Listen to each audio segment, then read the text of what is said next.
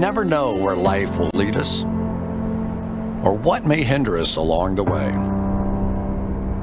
But while every day can feel like one big question mark, it doesn't have to.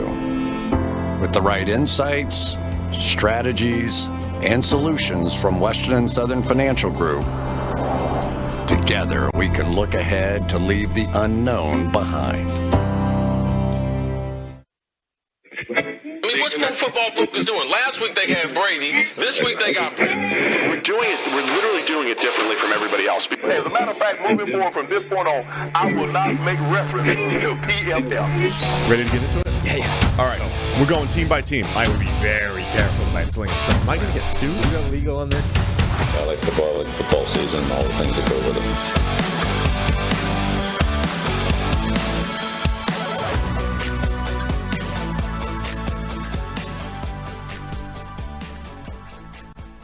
Welcome into the PFF NFL podcast. Steve Palazzolo, Sam Monson. We are live here on Friday morning, talking all NFC, reviewing all of the good and not so good moves from free agency. Patty's Day. Oh, that's right. Happy Patty's Day. Happy. That's with a D, not a T. Is it St. Patty's Day? Do you say St. Patty's Day or just Patties? Yeah, I mean, you tend to just say Patties, but... With a D. Pad. Yeah. Patties. You know why? Patrick. I say this every year. See? We just insert the intro from the last few St. Patty's days where we talked about this. The Irish word, or the Irish spelling for Patrick is Padraig. It's with a D. Like Harrington. Yeah, exactly. Yeah. Perfect. Exactly like Harrington. Nailed it. So yeah, we're absolutely live. We did not record this on Thursday, so we're talking as if it's real time here on Friday, talking about St. Patty's Day. I just don't change clothes from one day to another. Yeah, same. Especially if it's all green. You can wear green here on your Irish Day. So yesterday we talked about the AFC. We went through that. So if you're an AFC, well, I mean, it doesn't matter. Everybody should be listening to it. But if you're an AFC fan in particular, we talked about your team. Today we're going to go through like Mike Ryan Ruiz. He's an AFC guy. And if maybe you're just an AFC fan. That's what I'm saying. Yeah. If you're an NFC fan, if you're just a fan of the NFC, just root for the conference, like Emmett Smith does. Right. Then you can follow along here as we go team by team, our moves that we liked, moves that we didn't like for each team. Sound good? Yeah. Speaking of Emmett Smith, we're going to start in the NFC East with the Dallas Cowboys. What do we like about what the Dallas Cowboys have done here, Sam? Besides Stephon Gilmore. I like trading for Stephon Gilmore. Yeah, that's good. I think the Cowboys have done some good subtle moves. Too harsh to say getting rid of Zeke Elliott? No. Because you could also say that's what I don't like, is the fact that you had to wait till 2023 to get rid of Zeke Elliott. No, you can't. We can't. I tried that yesterday. Right. I tried that. You can't give them a bad move of something they did years ago. Getting rid of him is a good move. Getting rid of him at basically the first possible opportunity is a good move. It is. So is that what you like the most? Probably. Just because that's been a millstone around their neck basically since he signed that contract. Release the millstone. Yeah, release the millstone, and now bask in the glory of cap space that isn't tied up in an underperforming running back that's being outperformed by the guy behind him on the depth chart. I think you pair that with Tony Pollard getting the franchise tag, a little over $10 million per year. Pretty solid. Pollard has continued to show with more opportunities, he can still produce. Pass game, run game, doesn't really matter. My favorite move is trading for Stephon. You've apparently muted yourself, dumbass. So listen, the mute button that we've just added back here to the show used to be you got to hold it down. You hold it down to mute and you let go. And No. it unmutes. No. I can. No. It stays. This one is stays depressed. Always Stays been depressed. It stays depressed. I don't remember. We haven't had this for a while. We have had a different mute button where I bringing think it you back. had to hold it back. This particular one, though, has always been press once to mute, press once to unmute. Don't worry. We can just restart the show and delete my blunder. I think I was saying something about Tony Pollard's good. That was a good move. Good job, Cowboys. This 100% has to make the show. No, just cut it out. We can trim it. How Live to tape. At what point was he muted? How long has he been silent? I was playing around with the button. Playing around with and the I mute thought button. I unmuted, and then apparently I was it was what I said was I was responding to Tony Pollard. You I said, have 4 kids, right? Yeah. This feels like the kind of was it a good idea to be playing around with the button that will stop the sound coming from your voice? When you started that, I thought you were going to say you have 4 kids. Wouldn't you like a mute button for them? No, though I'm sure you would. Yes. I'm just saying, but it seems like the kind of conversation you have with kids. Yeah, you know? what do you think would have happened? Right, like, oh, I was just playing with the mute button. Does that seem like a good idea to Yeah, see, it works. you? What are we? It's good podcasting. Cowboys have made some good moves. You mentioned Zeke. Yeah. And now Tony Pollard. I believe I'm You still mentioned talking. something else, but nobody I heard said it. Stephon Gilmore as Okay. well. While I was muted, I liked the Stephon Gilmore trade because it's right in line with things I like, which is get good players who are a little bit older who could still be good players. Right, okay. Yeah, Gilmore 79 played well. grade last year. He's good. Gilmore's really played well. I mean, the entirety, like, they traded him away from the Patriots, and everyone sort of has that knee-jerk reaction of, oh, that's him done. Patriots always get out at the right time. There's no way he's got anything left. But when he got healthy in Carolina, he played the back end of that season, played pretty well. And then last year for Indianapolis, he also played well. So we haven't really seen Stephon Gilmore not play well yet as a corner. Okay, he's getting older. Obviously, I mean, he doesn't look like the player he once was, where he was probably the best corner in the league for a couple of years. But he's a good player. And Dallas, I think, is absolutely worth taking a shot at that guy to lock up the other starting spot for and let the young guys that they do have, emerge as number 3, not number 2. Yeah, last year I unmuted again so I could talk. Good call. Last year, hoping for the development of the Kelvin Josephs and Nashawn Wrights of the world, just, a little risky. A little risky there. Deron Bland showed that he could play pretty well in the slot. You have him and Jordan Lewis. Now it's a nice little group of corners. Did you also, by the way, run away from the table to sneeze rather than press the mute button? Or did you do that in addition? I did both. Just checking. I muted. Now, it was a powerful sneeze. It probably showed up through your mic a little bit, but it was nice that I could mute my mic here today while I sneezed. Mm-hmm. Cowboys fans are getting all the fun discussion, all the tangents here today. So I like those moves for the Cowboys. Anything you don't like about the Cowboys? No, I don't think they've made any bad moves yet. Bring back Donovan Wilson. They've done some good stuff. Leighton Vander Esch. I think that's a really good move, actually, the Leighton Vander Esch one. A guy who, played amazingly early for them, then injuries and didn't look like the same guy, and then sort of rejuvenated career for them. And to get him 2 years, $11 million, that's great.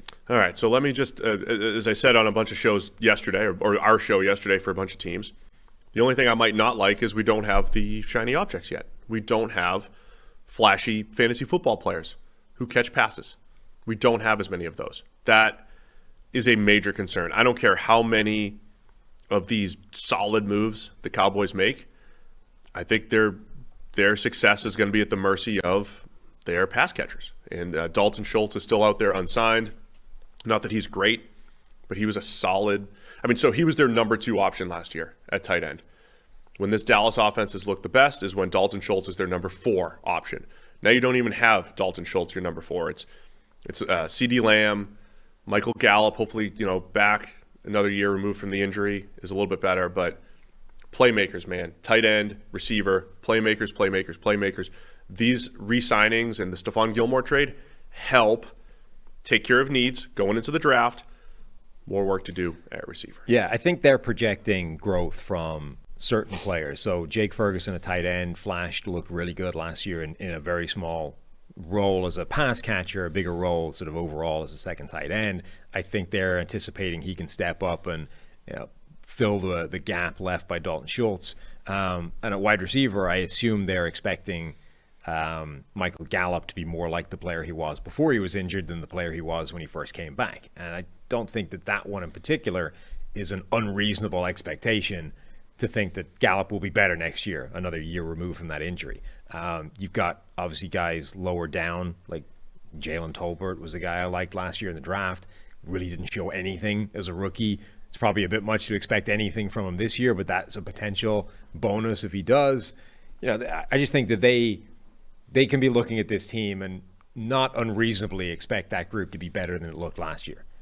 The PFF NFL podcast is sponsored by Western and Southern Financial Group. While you focus on all of these roster moves we're talking about, Western and Southern helps advance your money moves. Buying your first home, planning to start a family, wondering how to make your money grow? Well, Western and Southern's playbook of life insurance, investment, and retirement solutions helps you rest assured on game day. Team up to understand needs and address goals with a game plan built just for you. Get started at westernsouthern.com/PFF. On to the New York Giants here in the NFC East. They re-signed Daniel Jones, franchise tag Saquon Barkley. The biggest move was probably acquiring Darren Waller for a third-round pick from the Las Vegas Raiders. What do you like the best about the Giants so far? I really like acquiring Darren Waller from the Giants. I think that's I understand the risk attached to it, the side that has the Raiders shipping him off in the first place. But for the Giants, I think it's well worth the risk. The potential of what they've added, which was a guy who, let's remember, was sort of keeping pace with Travis Kelce as one of the most dynamic tight ends in the NFL before injuries, and obviously hasn't done it for as long. But like adding that guy to somebody like Daniel Jones, we talked before about how I think stylistically it might be a smart matchup as well. Instead of trying to force Daniel Jones to be a different style of player than he's been the last few years, actually lean into the thing that he is doing quite well and say, well, if he's going to relentlessly target the middle of the field 7 yards down, let's put a really dynamic playmaker in that area and see what happens. Giants did pretty good. They schemed up their tight ends pretty well last year, but Waller is more than just a tight end. He's a mismatch creator that they certainly have not had. The fact that they had a productive offense with the Isaiah Hodgins of the world on the outside and Darius Slayton shows that, hey, maybe once you do give them some of those legitimate playmakers, even better things are going to happen there. So I love the move with Waller for the same reason that I went on my rant about how the Raiders need to keep Darren Waller. When you have Jimmy Garoppolo, you need to have all these pieces. Well, if you're going to invest in Daniel Jones, you got to have those weapons, those playmakers, those guys that are going to make life easier. So Darren Waller has a chance, even with the injury risk, to be that guy. I think a lot of what I've liked has been the franchise tags for running backs, Saquon Barkley, Josh Jacobs, Tony Pollard. I'm in on all those. Steal one more year while they're, at the first half of their career, basically. Don't invest long term. I'm seeing some smart moves there with the Giants. Franchise tag for Saquon Barkley, bringing in Matt Breida for just 1 year, $2.3 million. Smart way to, I think, handle the running back position. It's a no-brainer. You got to love getting rid of Kenny Golladay as well. I saw there was a highlight reel that was Kenny Galladay's touchdowns for the Giants, and it was just like a 3-second reel of him catching a touchdown. Just a loop? I mean, if they spend 30 seconds talking about it, no, it wasn't. They didn't even loop it. It was just the 3 seconds of him catching the touchdown, and then the end. It was pretty cold, but still funny. Yeah, Sterling Shepard on a flyer. I think some good stuff by the Giants. What do you not like? I don't like the money that they paid for Daniel Jones. I sort of get the argument of doing it. I mean, you get a bit more cap flexibility this year. You have the sort of the intangible benefits of, hey, we just committed to our guy, like we've shown him the love, like this is going to help everybody buy into Daniel Jones, blah blah blah blah. But effectively, when you boil it down, what you've done is pay $50 million for like $13 million of cap space this year, and that just doesn't feel worth it to me. When you could have put a non-exclusive franchise tag on him and taken advantage of the 1 year of, test running of Daniel Jones to see if he actually does get better with a better supporting cast, and in year 2 with Brian Daboll as his head coach. To me, it's just not worth the intangible benefits that you got. I like that you at least gave an alternative here, and that is sometimes lacking in analysis, not you in particular, but giving an alternative. It's not just don't give him the money, but the alternative would be tag him, let's see it for another year. This is an investment for Daniel Jones. It might end up only being a 2-year investment. There is out potential there, that was always one of my caveats with all of the Daniel Joneses and Derek Carrs of the world. You want to be able to have that out, and We've talked about this deal a little bit, but teams have regretted Jared Goff's second contract and Carson Wentz's second contract, and they wanted outs for Derek Carr. Daniel Jones is in that bucket of quarterback where there could be buyer's remorse, or at least the want to get out within a couple of years. And to be clear, if they're right and he takes a giant leap forward, like if he becomes a much better player with better receivers to throw to, with a better offensive line, and a year 2 of great coaching, this deal will look like a steal. Like it will look like great value, and they will have got it right. They will have proven everybody else wrong. My point is about it's all playing the percentages. It's like which is more likely to happen from this point going forward, that or an alternative reality where he stays the same or does, and you end up regretting that kind of contract. To me, the most likely thing means the best option would have been to franchise tag him and eat a little bit more guaranteed money this year, but not be on the hook if it doesn't go where you need it to go. So I agree on the Daniel Jones thing as far as what I don't like. The only other thing that I would question, maybe Bobby Okereke making $10 million per year over 4 years. He's a good, solid linebacker coming off his best year. He was mediocre a couple previous years. Incredible length, 34.5-inch arms. That's 99th percentile. Last year finally started living up to some of that, some of the hype, the length and athleticism that he brings to the table. Mm-hmm. But it's just 1 year of production, basically. All right, let's go to the Philadelphia Eagles. That didn't work. So I just did something that didn't work. Great. Philadelphia Eagles. What do you like? What do you not like? Well, obviously they re-signed Boston Scott. That's a big one. But they brought in, it can't be anything other than bringing in Rashad Penny for 1 year, $1.35 million, just because the potential of what that could be if he stays healthy, which is a huge if in his career. But if he stays healthy, he's going to average like 7 yards a carry. Yeah, 6.3 each of the last couple of years. It's going to be even better. I mean, I think what I like overall is absolutely that. It's only 1 year, but bringing in Penny could get, he's a home run hitter in an offense that gives you home run hitting potential, right? Get him into the open field, he could take it to the house. Probably better than a Miles Sanders, certainly. So the other part of this is they're getting the band back together. And those are risky propositions sometimes. Fletcher Cox coming back on a friendly 1 year deal, getting James Bradbury back. Gardner Johnson's close, I believe, not confirmed right now. Brandon Graham, 1 year, $6 million. And apparently around the league, people are complimenting Howie Roseman for creative salary cap usage and finding a way to make all of this happen. So I think the Eagles, who on paper had a lot of holes, particularly on the defensive side of the ball, we're starting to see them not run it back completely, but kind of close. They released Darius Slay, but they're bringing him back, apparently. Bringing back James Bradbury. I'm not sure they actually released him either. I think that it wasn't actually released. Yeah, so there was a reported release, but then they found a way to make it all happen. So that's what I like the most.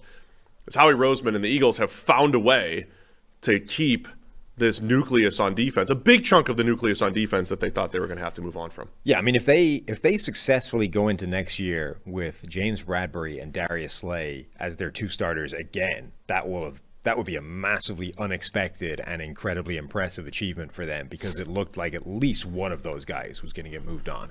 It seemed obvious that it would be James Bradbury based off, coming into, or his contract expiring. The year that he just had, he's presumably looking to get paid. They end up re-signing him for 3 years, $38 million. Last season, the passer rating into Bradbury's coverage was 51.8, I think, which is the best in the NFL, including the Super Bowl, by the way, including all the way up to the Super Bowl. Everyone remembers the holding penalty that kind of cost him the game, but he was a great player for them last season. So it seemed like he'd be the guy on the way out. They end up actually getting him done quite early. And then it seemed like Darius Slay would be the guy on the way out. No, actually, we're going to pivot. We're going to shift him. We're going to cut his money, get rid of him instead. And then the later it goes, the more it looks like actually they're going to end up bringing both of them back and still arguably have the best cornerback tandem in the NFL. If you're using, say, PFF WAR metric, which again is difficult to understand sometimes what percentage of a win looks like. But last year we had Darius Slay and James Bradbury accounting for 0.8 wins above replacement, which is a huge number for a cornerback tandem. Huge number. Yeah, Jalen Ramsey and Xavier Howard will probably challenge that this year. Stephon Gilmore and Trayvon Diggs can probably challenge that, but Darius Slay and James Bradbury as a tandem, extremely valuable. We know this because they play football well, but also when you just put value using WAR, you start to see that's a top 3 or 4 number in the NFL and projects to be the same thing next year. And maybe the best thing about all that is the same thing we've been saying for a lot of teams: go into the draft and you continue to pick the best players. This is going to be our first opportunity to get this in lockdown in perpetuity. Brandon Graham has been re-signed for 1 year, $6 million. Is Brandon Graham's 10-sack bet alive or not for the 2023 NFL season. Why are you putting me on the spot here? It's only March. I would like to. When do we usually make this bet? Well, it has been an open thing, and then you decided randomly not to do it in the year we actually got there, ironically. Yeah, because like other shrewd GMs, I looked at his age of 34 years old. He's going to be 35 in a couple weeks here. Coming off an incredible bounce-back season. Only the second time in his career that he'd had double-digit sacks. Right. It was his age 34 season that I decided to opt out of the bet. Yeah, you did. You bailed on him. You abandoned Brandon Graham at his hour of need, and he came back. He was coming off playing only 50 snaps in 2021. Yeah. Looked like the end was near. It was time. So? Let's do it.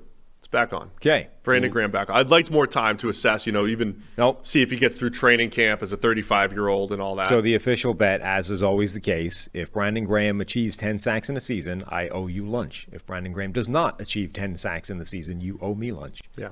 And this past season, we didn't have lunch. Correct. We didn't even have lunch together. There was no lunch. The whole joke, for those who are new, Brandon Graham forever was a massive pressure guy. 77 pressures, 83 pressures, but only 6 sacks or 7 sacks. Couldn't finish. And I said, no way. That's not a thing. If you keep getting all those pressures, you'll get the sacks. And every year, I bet he'll get his 10 sacks. He'll get 10. He'll get 10. And he only did it in 2017. And then 2022 after I stopped renewing the bet. Yeah. So we're back. Brandon Graham. You don't tend to learn lessons when it comes to these things. Well, now we'll see what happens. Washington Commanders. Is there anything you don't like about the Eagles? What don't I like? Not really. There's nothing there to hate. I wouldn't love Boston Scott. Yeah, that's stealing great. carries from him. If they had lost Darius Slay, I don't know that I would have loved that. But since it doesn't look like that's going to happen, there's not much you can argue about with their run. I mean, they lost Javon Hargrave. I think we knew that was going to happen anyway. I don't think we expected them to replace him in this free agency group. Like, they're going to look to the draft and, backfilling from there, bringing back Fletcher Cox on a reasonably cheap deal. No, good work. All right, let's go Washington Commanders to round out the NFC East. What do you like about what Washington has done besides re-signing David Mayo? Yeah. Bring back my guy, David Mayo. Obviously love that. What else do I like about there? They haven't done a ton. They've been reasonably low level for everything except re-signing Deron Payne and giving him the monster contract, which is more on the other side of that. That's going to be on my don't like list. Yeah. Andrew Wiley, 3 years, $24 million, also one that I don't love. Like, there's not – I mean, I guess – so Jacoby Brissett is the most interesting move that they've made, I believe, because that is an indication that they might actually be serious with this whole Sam Howell is going to start thing, which sounded absurd. And it's like, I'll believe that when I see it. Well, okay, Jacoby Brissett, to be clear, was good last season. Jacoby Brissett played significantly better than the Browns' record or his win-loss record would suggest he did last season. He, I think, dramatically outperformed any reasonable expectations for what Brissett was going to do as the starting quarterback until they got Deshaun Watson back from his suspension. Now, the numbers are not overwhelming, 12 touchdowns, 6 interceptions, a passer rating of 88.9, but he was consistently good. His adjusted completion rate was basically 75%. He passed for over 7 yards per attempt. He played well. So he could and should win that job unless Sam Howell looks amazing. But Jacoby Brissett is also nobody's plan A. So if that's the competition that's being added to Sam Howell is plan A. So you think he's coming in as real competition, or he's coming in as the backup with Sam Howell going in as the starter? He's coming in as real competition, but in the kind of, if you can't clear this hurdle, you have no business being starting, thing. It's like they've set Sam Howell the sort of, the attainable goal, right? I'm setting you a goal, which you're going to have to hit, but you really should. And if you don't, you can't complain about, the consequences from there on in. So it's like, here's the guy you have to beat. If you can't beat this guy, you really have no business being an NFL starter. So, let's make it happen. So I think everyone there is going to be kind of motivated to make Sam Howell look like the winner of that competition. And if he can't, then he really isn't going to be starting. So signing Jacoby Brissett means we're not drafting another guy. We're not bringing in real competition, as in like a Jimmy Garoppolo is saying, okay, Garoppolo's the starter. Derek Carr coming in, he's the starter. Brissett is coming in to be the backup. Because they're not in position, to draft a guy in the first round. You're not going to add another starter after the Jacoby Brissett deal. Like you're not, for a start, who is there? But you're not probably in the market for anybody else that could really start when you've added him. So that looks like the move, the veteran competition that Ron Rivera talked about on this podcast. And if that's the veteran competition, it does look like they want Sam Howell to start. So I agree with a lot of that. Yeah. The fact that that's what the plan is. I don't know if it's the best plan to start Sam Howell, but let's give it a shot. We'll see what happens. Yeah. So I don't even know if I like that or not, but I want to see Sam Howell play this year. Yeah, I hear you. I don't know that I would do that if I was a head coach, but I love it. I want to see it happen. I'm here for the Sam Howell data points. Again, on this podcast, Ron Rivera brought up the question, like you rewind a year from the draft, where was he? Like he was the number one quarterback. So that's that appears to be the esteem in which they hold Sam Howell, even if they waited till the fifth round to draft him. But like if they think he's got that kind of talent, and in his preseason game, he showed a bit of that. In his one start, he showed a bit of that.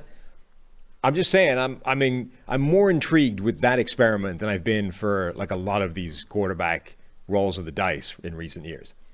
Only thing I'll add is that Cody Barton coming in to play linebacker 1 year, $3.5 million. I don't think Barton's great. I think there were points in his career where he looked like he could be a good, solid linebacker. And so I'm all about the linebacker deals that are $3 to $6 million where a guy can at least, there's a chance he could be average or above average versus average or above average at $10 million or $12 million a year like we're seeing. What was the smirk for? I still need that list of I'm all about and then the 5 things that you're all about for roster construction. Can we get somebody to keep track, maybe a fan, go back all the things that I'm all about, all of the things that I would always do. Speedy receivers. Make a list. Broken down players that are You can start cheap. now. Speed receivers, buy low on injuries, sign Jason Verrett every year, sign John Ross every year. These are the same things. Creep back toward average on the offensive line. And then what's this one? Linebackers at $3 million a year. Linebackers at $3 million instead of $10 million, even if they're not good. They're just $3 million, which is better than 10. One day I'm going to create this roster of your tenants. Here are the guys that you would sign, and then my roster is going to be 90. You're going to get my training camp roster, and I'll have no idea how to cut it down to 53. Right. No idea. Can't get rid of any of these Draft a QB guys. every year. First round doesn't guys. matter. Oh, you want multiple quarterbacks? Yes, you're going to have like 4 or 5 quarterbacks in the room. Yeah, I'd have like Derek Carr and Jimmy Garoppolo. Right. I'd sign both. Exactly. So you're going to have like a 5-man quarterback roster. Yes. So you're only going to have you're going to like I will literally carry 4 quarterbacks every year and probably 7 or 8 receivers.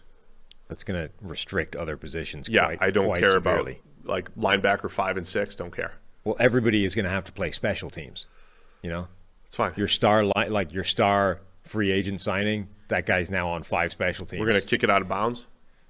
Well, I'm sorry. We're going to kick it into the end zone. We're going to punt it out of bounds. Okay. So you don't need a return unit, is what you're saying, or a coverage unit. We're going to fair catch it. Because we're not going to cover. Yeah, we're not going to return. Cover. We're going to punt it out of bounds. We're going to fair catch it. And therefore, don't need a 2 special men. So I teams need a unit. punter and a returner. I need somebody who can catch. Yeah. Fair catch it. Okay. All right. So save roster spots. And then that'll be when I have 3 of my speedy receivers. Whoever's hot that week is going to catch a 50-yard touchdown. That'll offset the fact that we're getting no yards extra from special teams. Got it. You got that? You actually follow my ridiculous logic? Yeah. Appreciate you for that. Let's go Detroit Lions. Did we cover what we didn't Oh, like? I know what I don't like. I don't like Deron Payne for that much money. They paid for sacks, right? They paid a guy. Look, agree or disagree. We talked about Larry Ogunjobi on yesterday's show. Maybe our grades don't agree with league perception. We've had Deron Payne as a average to below average, actually a below average run defender over the last couple of years as they've expanded his role from nose tackle to more disruptive 3-technique type. So maybe they think he's better than that against the run. maybe they think he is a 10-sack defensive tackle because he had 11 sacks or whatever he had last year. I don't even look at sack totals. I look at the grades because the grades are far more indicative of what a guy's going to do. And Daron Payne is a low 70s pass rush grade guy. That's what he is. We had the same debate with Leonard Williams a couple of years ago. He had 1 year with 2 sacks, 1 year with 10. Pass rush grade was the same. He never touched 10 again, I don't believe. You don't pay for sacks. I think the Commanders paid for sacks here, and I think they paid their 4th best defensive lineman 4 years, $90 million. So that's where I don't love this move. Yeah, I mean, he's a classic example of how the sack total last year is not telling an accurate story relative to the year before.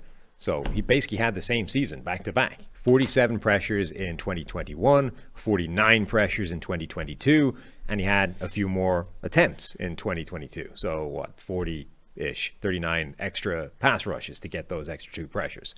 But 5 sacks in 2021, and then 12, sacked the quarterback 12 times in 2022. So the pressure total is effectively the same. The pass rush grade is effectively the same. It was actually a tick better in 2021, but his sack total more than doubled. That is probably variance. That is probably, I haven't run through all of his sacks, but that is likely to be, a couple of cleanup plays here or there, or something else happens, the kind of the luck of the play bounces in your direction, and you end up with a sack where last year you would have just got pressure by beating your guy. It is like the classic example of don't bank on that happening again, because it probably won't. Now, if you're just paying for effectively 50 pressures in a season, fine. But if you're expecting this guy, the light went on, we've now got a 10 sack a year type of guy, that's almost certainly not happening. Yeah, and there's other elements to it, right? He's 6'3", 320, moves pretty well. He moves around the defensive line. Like, I get a lot of the value here. And I would also say, if this was a team besides Washington making the move, I'd probably be as critical. Like if Cleveland added him. If Cleveland added, right? If other teams made this move, I would not be as critical. I would say, yeah, it's a lot of money. But in Washington in particular, him making $4 more million per year than Jonathan Allen, who I think has clearly been a better player. Maybe not as versatile, but a better player. And then you still have to pay Montez Sweat and Chase Young, who, again, I believe are better players, Chase Young's injuries aside. That's where I think it's going to be risky here for Washington. Yeah.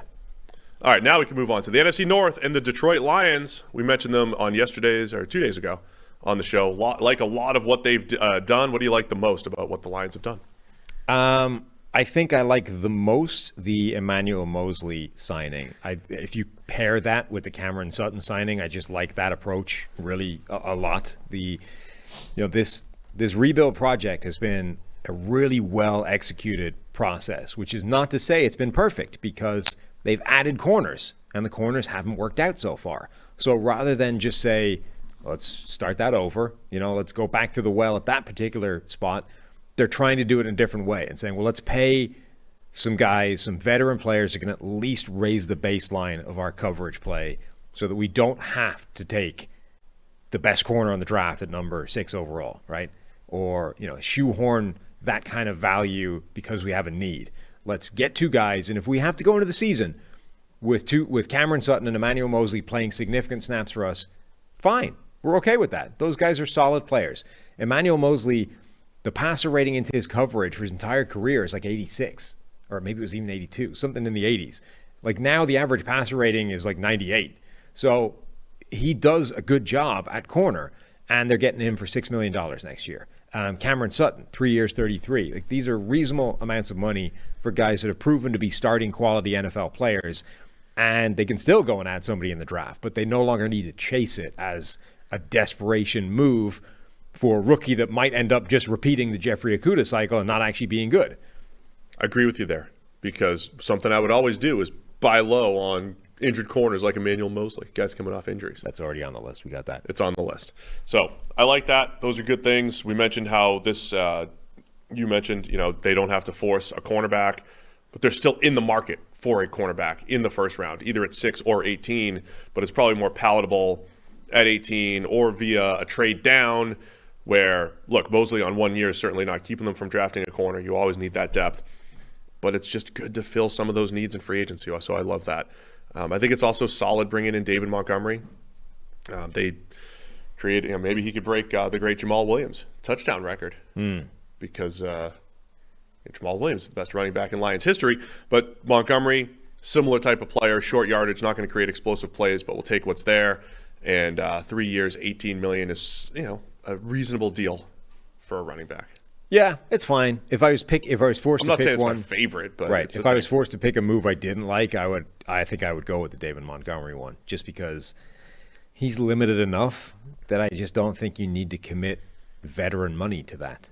Like you could draft a David Montgomery in this draft for a fraction of the money, and I'd be reasonably certain that you're getting the same kind of player. So I wouldn't hate, I wouldn't single it out to hate on for no reason, but if we're forced to pick a move that you don't like, that would be the closest. I guess what I'm trying to highlight is the totality of filling their needs at reasonable prices and going into the draft with fewer needs is all a good thing. If there's a thing I don't like, I'd say it's Alex Anzalone. 3 years, over $6 million per year.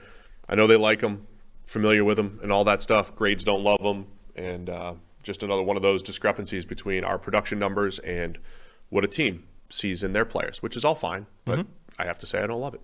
He's the classic guy, though, where injuries have wrecked his career, essentially, but everyone always loves a lot of the intangible stuff, but also the theory of what he can be if he ever stays healthy.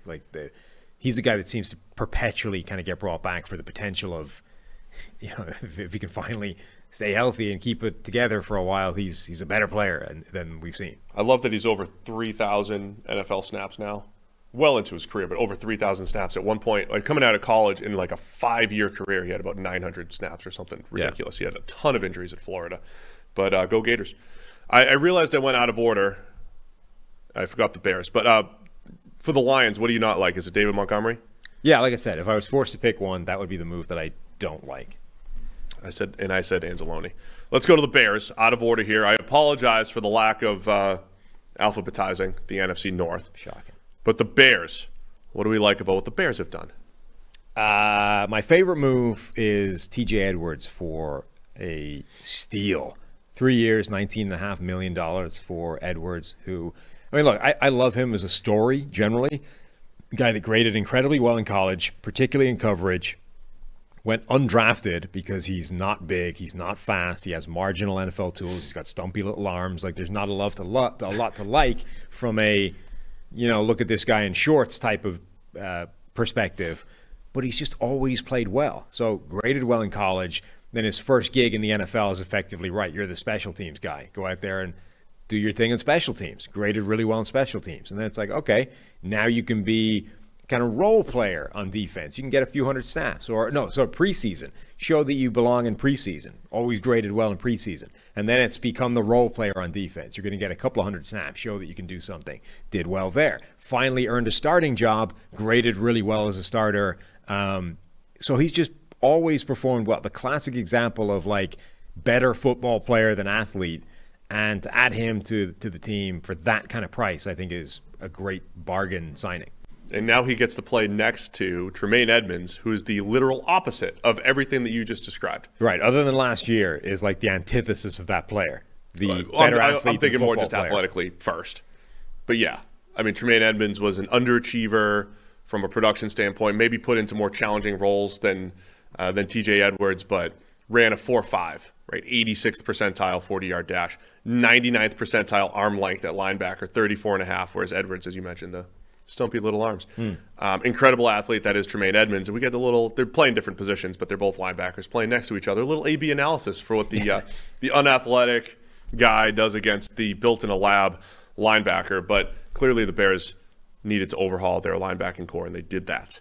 And it'll be interesting to see how their deployment differs within the same defense. How much does Chicago recognize the differences in the capacity each guy has to take on more challenging roles or assignments or whatever? Like, are we going to see Edmonds doing all kinds of crazy stuff in that defense and TJ Edwards playing very much more a meat and potatoes kind of job, Yeah, that'll be hashtag fun to watch. Bears defense.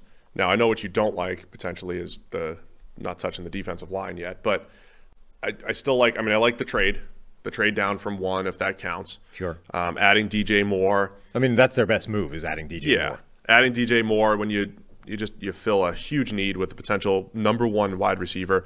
I agree with you on the TJ Edwards deal, and so I like a lot of what they've done. I like the DJ Moore, the overall draft trade. I don't know that they got the best package necessarily, but I think they got a very, very good one for number one overall. And I like TJ Edwards. I like adding DeMarcus Walker as well. I think that's a good move. That's a guy that absolutely helps that defensive line, which is in bad need of being helped. 72.8 grade last year, 3 years, $21 million. When you look at some of the other, he's kind of an interior edge hybrid type of player. But when you look at some of the other defensive tackle numbers for guys that are just, I say this glowingly, mid-tier type of players, making $8 to $12 million a year.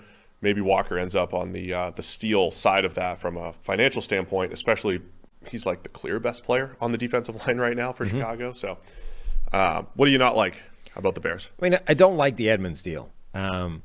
They made a lot about position value and how you don't necessarily pay off-the-ball linebackers when they were trading away Roquan Smith. And they made a lot of sense when they were talking like that. We're not going to invest in this particular position. It's not where you start the rebuild, blah, blah, blah.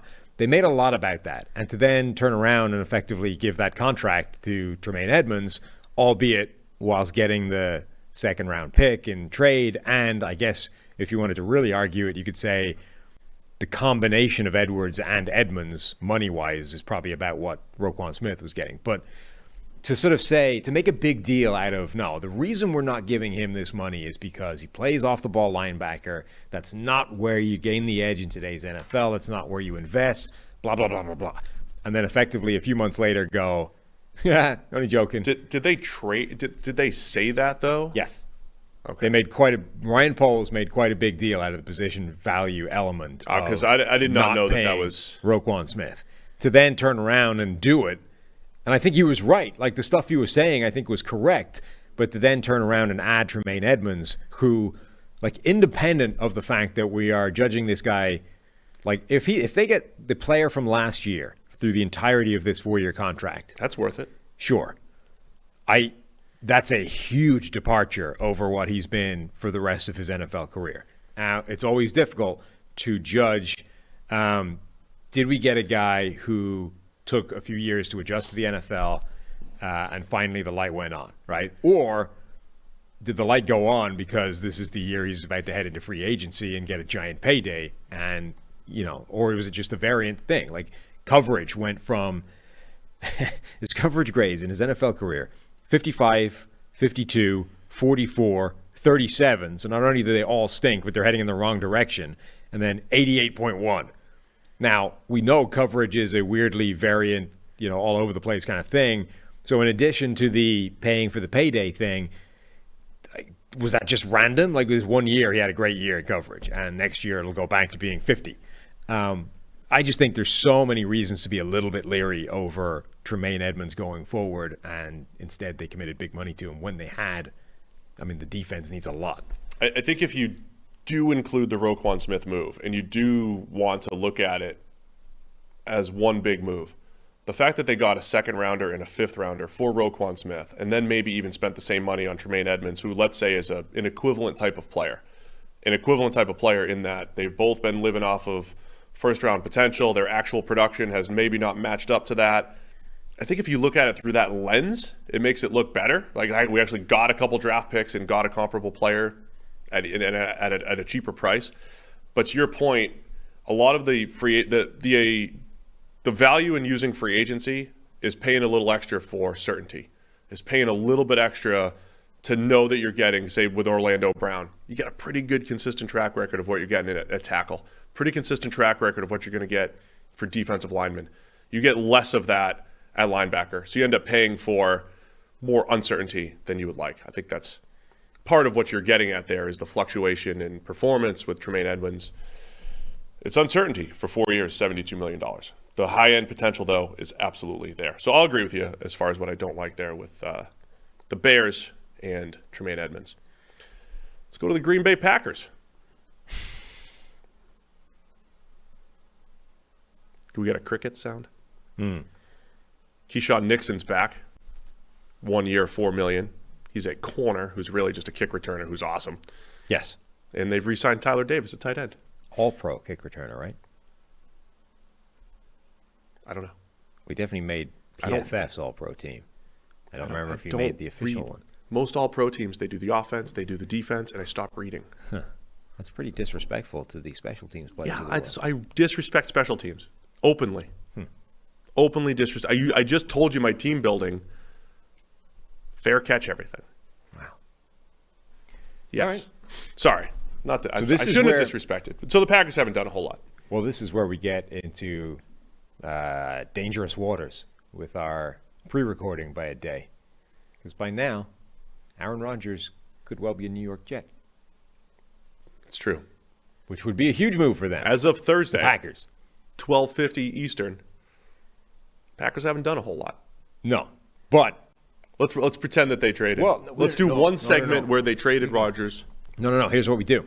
So, the best move that they've made was deciding that they are going to move on from Aaron Rodgers. There we go. Whatever that looks like. Yeah. Whether it is trading him to the New York Jets, as he would like to happen, as the Jets would like to happen, or whether it's simply playing chicken to the point where Rodgers goes, right, I'm going to have to retire and leave.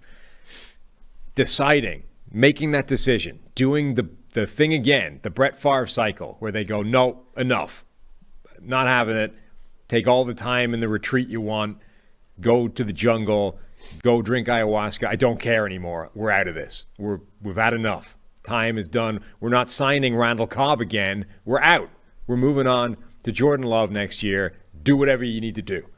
Making that decision is the best and the biggest move that Green Bay have made this offseason. Why? Why? What do you mean, why? Why? Because the Rodgers thing, I mean, he had the worst season he's had for a long time last year. So if you're in Green Bay, you're happy to move on and just get to life after Aaron, even though it might be a little scary. Yeah, look, Going you to Jordan have this Love. first-round quarterback sitting there rotting on the sideline waiting to figure out if he's going to be a thing in the NFL. You were making fun of Jordan Love a lot until he made 3 passes against the Eagles. Right, but now it's time to see. Like, he hadn't played well, and now he looked better. So now it's time to see if he can actually be the guy. The point being, there's only so long you can play this ridiculous game, and you get tired of it, and you got to move in a different direction. They did it already with Favre. Now they're doing it with Rodgers. It's the right move. It's time. Fair. And congratulations to the Packers if they did get this good package in the last day from the Jets. Sounds like they might take their time. Well, Mina has been arguing that in this world of no leverage, the Packers are the team with the leverage. I think it's probably correct to say that they have more leverage than the Jets. A lot of people have said that. Andrew Brandt, who's on the pulse of the business side of things. I still think that neither of them have any leverage. Like, everybody wants this to happen. The Green Bay Packers, the only difference between the two is if it doesn't happen and it collapses, the Jets are absolutely boned. Like, they have no quarterback. They have no answer. They are screwed. And everybody probably gets fired because this was like all the eggs in this basket. The basket is now in a pile of egg pieces on the floor, and he just made a mess. If it all collapses, the Packers are not screwed because in a variety of different ways. Number one, they would have Aaron Rodgers still, and as much as they don't want that anymore, like they get a pissed off Rodgers playing for them. That's usually not been a bad thing. Oh, he would retire. That's the other thing. So if the worst case in that point of view is he just quits and they go, all right, fine, we wanted rid of you anyway. Fine, we didn't get any collateral out of it, but that's not going to cost anybody their jobs if Jordan Love is good. So the consequences of this collapsing are way worse for the Jets than they are for the Packers. Yeah, I agree with that. I was wondering if you were going to stand by your guns from a couple years ago. And we were listing what is the worst possible options for the Packers. And you thought that Aaron Rodgers retiring wasn't that bad. And I said, well, absolutely it is, because get something for him. There's some level of value for Aaron Rodgers. You don't want him to retire. It's better. No, you don't want that. You thought it was worse for Aaron Rodgers to go somewhere else and win than for him to just retire. For the Packers. Yes. You still think that? No, that was then. Like, now you've already decided you want rid of the guy. Yeah, so it is bad if he retires. But the Packers have leverage because of the way the contract is structured and spite. They've got spite on their side. If you want to forget about the football side of it, it'd be bad if they didn't get at least a first rounder and some sort of compensation so they could build their team around Jordan Love. I just think if they But they have spite leverage on their side. They can spite. I just think Aaron Rodgers. From a standpoint of everybody needs this to happen, neither side really has leverage, and it's just a case of figuring out who blinks first. But I think it is a reasonable point that the consequences of it somehow not materializing are way worse for the Jets than the Packers. Therefore, they have the smallest bit of leverage. So in the world of the very movable object against the extremely resistible force, one of those is slightly more pathetic than the other. Therefore, they win. All right. That's all we have on the Packers. That's it. Yeah, they haven't done anything else. Minnesota Vikings. What do you like? Except, do you dislike letting any of the players that they've let walk? Who's that again? I mean, most of the receiving core, right? Such as it was. No. I mean, Alan Lazard and All of the players that are on Rodgers' wish list essentially are free agents. no, they can go with Aaron. I'm fine with what the Packers are doing. They need to continue to invest at receiver, though, like everyone else. If they get pick 13, do they go Jackson Smith and Jigba to complement Christian Watson? I mean, get pick 13 if you're the Packers. If you already made a trade by the time we're recording this, if you didn't get pick 13, I'm going to say I hate that. Packers don't like that you didn't get pick 13 overall from the Jets. I don't care if they don't get 13. I mean, obviously that's probably what they're looking for, and that's probably the ideal scenario. But if they get anything for him, I think it's fine. He wants out. You want rid of him. Get what you can get. I don't know. Part of being able to keep him and take all those cap hits that Green Bay's taken, part of that was like you're going to get at least some draft capital on the back end of it. That was part of that deal that they were expecting, which again, part of the holdup. All right, Minnesota Vikings. What do you like? What do you not like? Marcus Davenport coming in 1 year, $13 million. I like that. Yeah, I like that move. Obviously, they re-signed the best long snapper in the NFL, Andrew DePaola. 2 years, $4.nothing million. He's the best. 4.025. All pro. All pro long snapper. What do our numbers say? That he's the best. Oh, good work, PFF. That might be connected. Oh, I got you. Yeah. Look at us. Yeah. Influencing things. Influencers. So, there's that. Yeah, Marcus Davenport to the 1 year prove-it deal. The guy's never played more than 550 snaps in a year, never had more than 51 pressures in a year. The Saints traded 2 first-round picks, essentially, to draft him, assuming, I would imagine, that he can do more than that. He has the physical tools to do more than that. Like, he's still the prototype monster edge rusher. So the Vikings, I think, are bringing him in and saying, all right, we're going to give you a bigger role. We're going to give you the chance to be better than that. If you can, next year we're at the front of the queue to give you the giant contract that you want. And if you can't, it didn't cost us that much. So I like that deal. I like it a lot. I know we talked to Brad about this, and Brad had him on a 1 year flyer as well. And I just, without even consulting Brad, was just assuming somebody would pay him big money. Again, I admit I don't look at sack totals. Like when people say, "Oh, this guy only had 2 sacks," it was surprising to me that Davenport had 1 sack last year, because I look at the grades. This is the opposite of the Deron Payne analysis. When a guy is pretty consistent from a grading standpoint and he has 1 sack 1 year and 10 the next year or whatever it is, the grades will stand true. And, the sack totals will revert. So the Vikings, I think, have done a good job here. And now, what's the benefit in 1 year? It's just 1 year. And maybe you get a comp pick the next year. Or maybe you just get to see him and you get to lock him up long term. It's essentially like a franchise tag for a cheap franchise tag type of thing. Yeah. But from a different team, right? Mm-hmm. So I like it. I like it a lot for the Vikings bringing in Davenport. I don't like any other move they made. Really? Well, it's not like I hate them all, but, what do we do here? I know you're going to hate Garrett Bradbury, but in year 4, coming off of his best season, 67.5 grade, you're talking about a starting center for 3 years, $15 million. This is what you bring up a good point. So let me just talk you off the ledge before you tell me you hate the Garrett Bradbury move. Mm-hmm. You make up a good point about Tremaine Edmonds, a linebacker who was below average and then peaked and finally lived up to his hype in year 4 or 5. And you don't know if he can sustain that. Offensive line's different. Usually those guys will sustain it, where Bradbury goes from below average to average center. He'll at least be an average center going forward. It's far more likely that Bradbury, his career year last year, will carry forward than, say, Tremaine Edmonds will carry forward.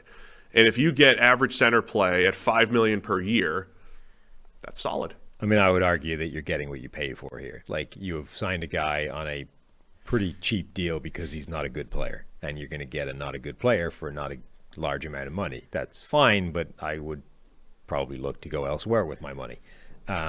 Josh Oliver for $21 million, 3 years, is kind of wild for a guy that's been a blocking tight end for his career so far. I'm interested. I'm interested in how it plays out. Right? Like, what are they seeing? Byron Murphy is definitely a position of need, cornerback, and a versatile guy potentially. A little bit of inside-out flexibility, though I'm not that sure. You know, you hear a lot people being described as versatile because they've done a lot of different things, but not well. You know? It's like, is that actually versatile, or is that just having been deployed in a lot of different ways? To me, those are two slightly different things. If you're truly versatile, you can do a lot of different things well. If you've just done a lot of different things, that's not versatility. That's something different. So I'm not 100% convinced that Murphy is versatile as much as just has been deployed in different alignments. But I also, again, this is all with the caveat that we don't really know if they're going to run this Brian Flores, what we know of as the Brian Flores defense, which has been a man-heavy system in New England and Miami.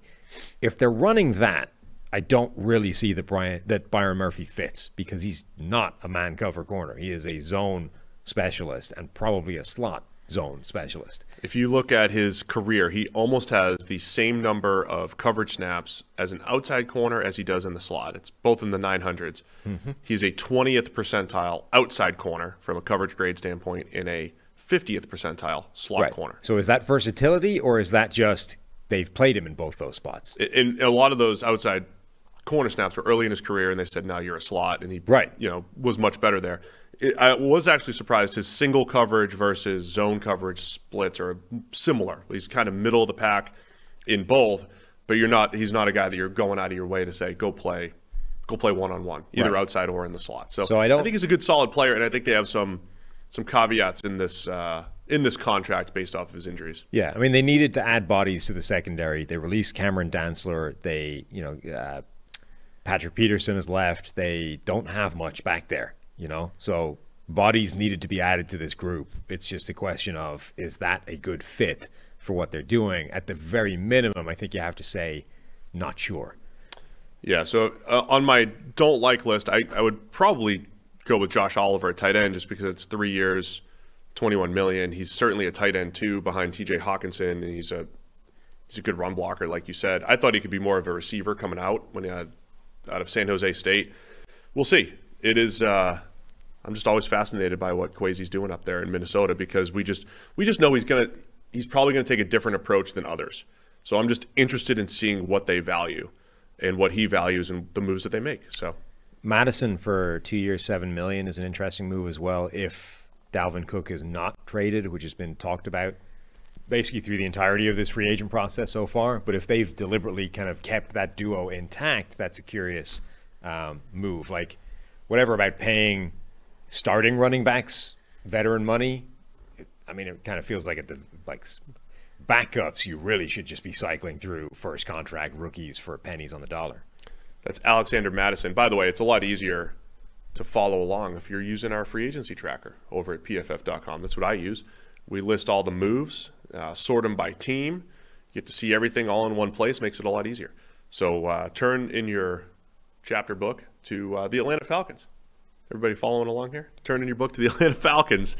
And the moves that they've made here, Sam. A lot of moves. Yeah.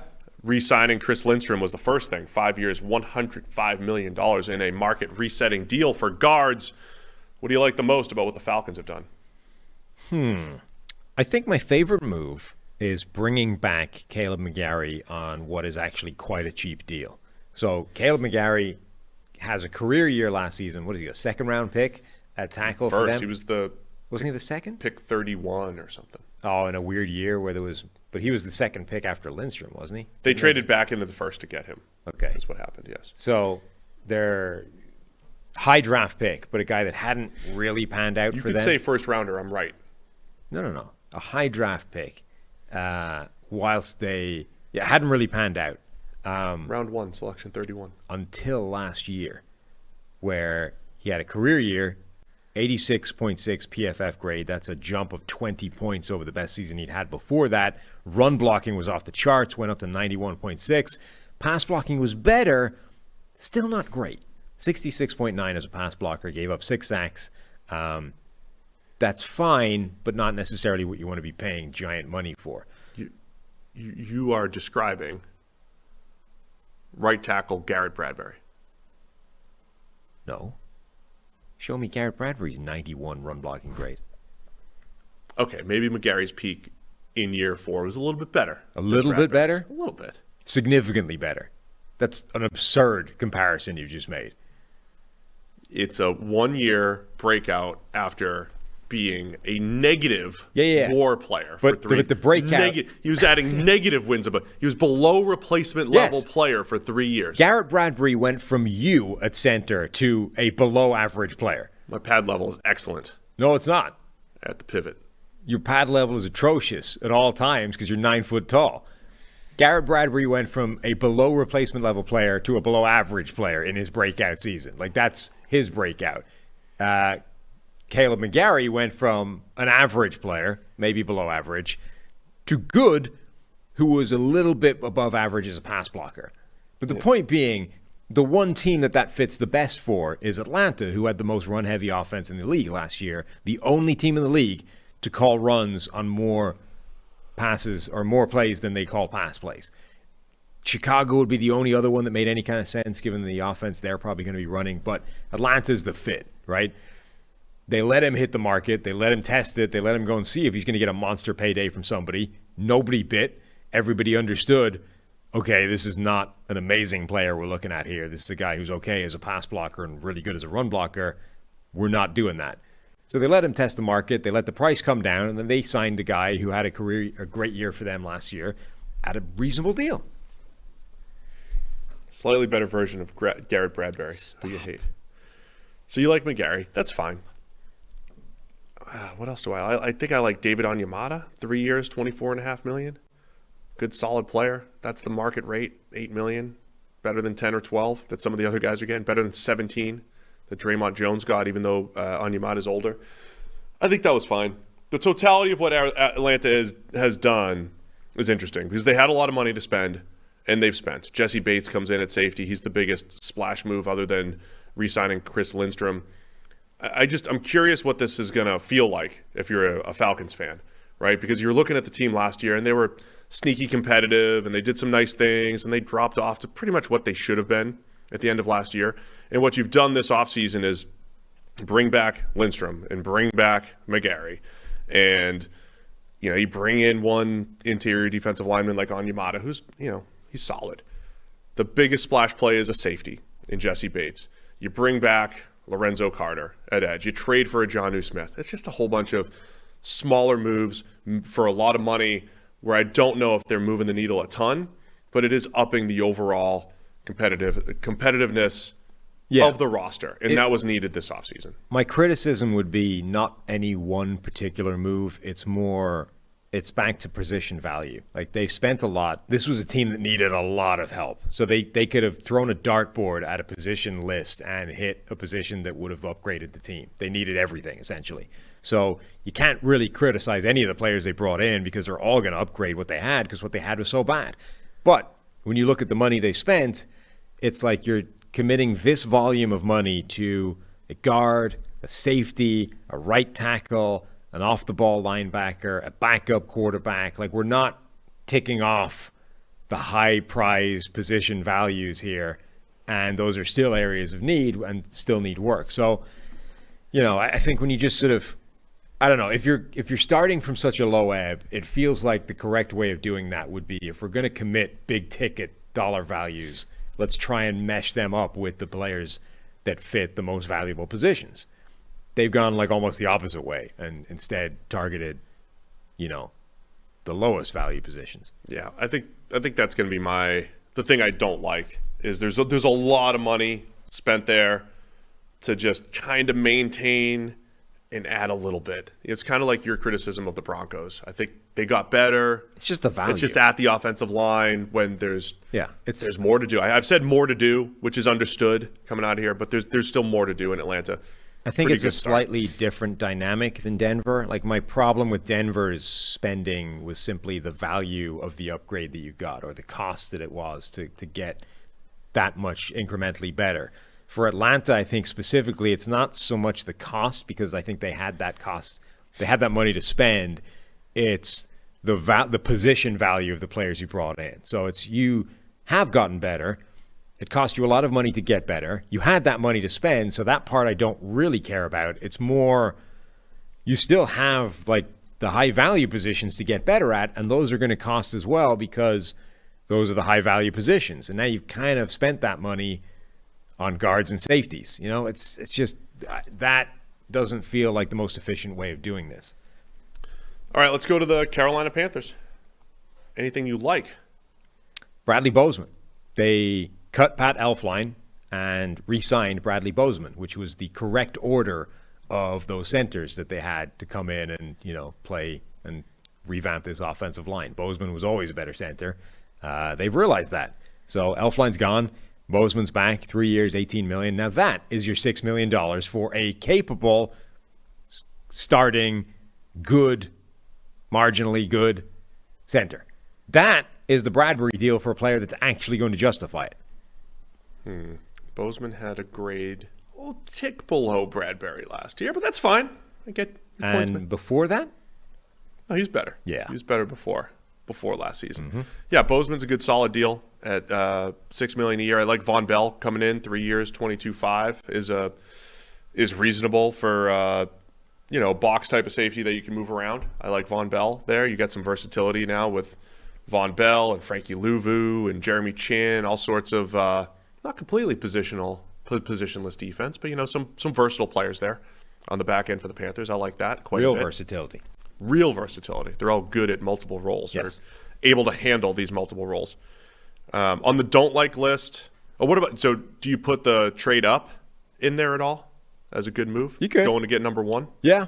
I think locking up that, not even so much going to get number one, no longer being sitting there at 9 and have not any real answer at quarterback and just be hoping that something lands in your lap. Like that, taking control of that dynamic, I think is a good move. It's costly as hell, and I really don't like that you had to give up DJ Moore to make it happen, but it's very difficult to criticize a team for aggressively going up to try and secure the most important thing that a team can have, and they've done that. So yeah, I don't know that I would have that as my favorite move for them, but I think it's a good thing that they're no longer at the mercy of the draft and just hoping they get lucky.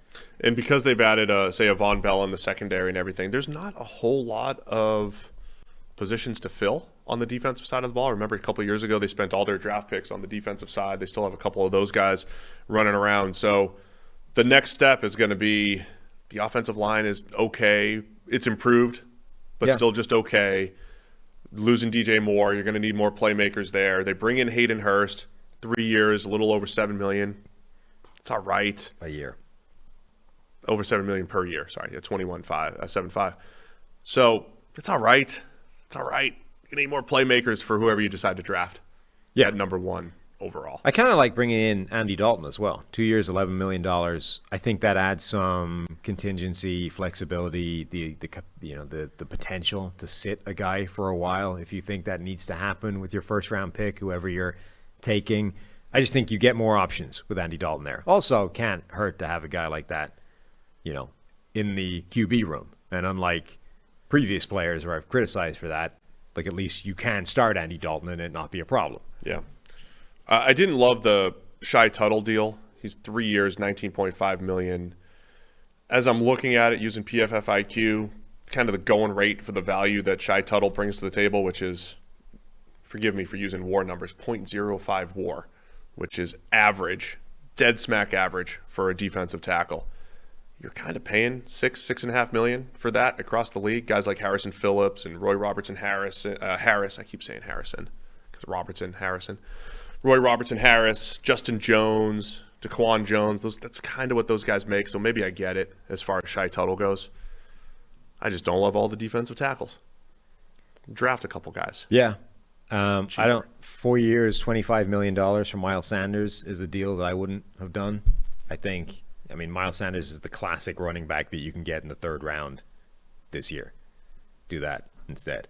Yeah. Now, admittedly, Carolina's lower on draft picks than they were a few weeks ago, but still.